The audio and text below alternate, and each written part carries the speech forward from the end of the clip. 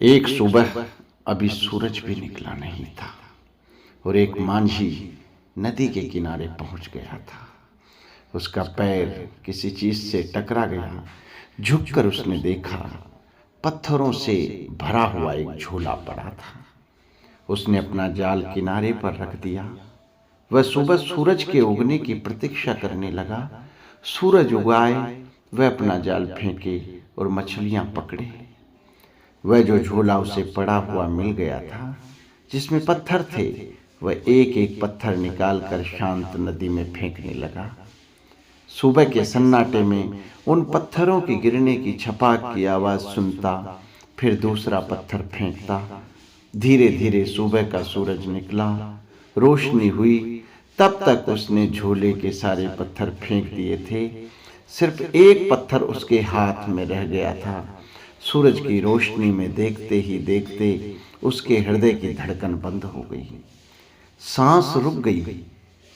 उसने जिन्हें पत्थर समझकर फेंक दिया था, वे हीरे जवाहरात थे, लेकिन अब तो अंतिम हाथ में बचा हुआ था टुकड़ा, और वह पूरे झोले को फेंक चुका था।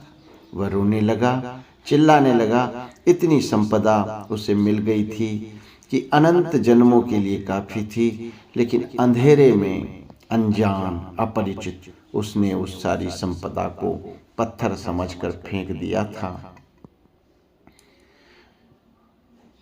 लेकिन फिर भी वह मछुआ सौभाग्यशाली था, क्योंकि अंतिम पत्थर फेंकने से पहले सूरज की किरण निकल आई थी और उसे दिखाई पड़ गया था कि उसके हाथ में हीरा था।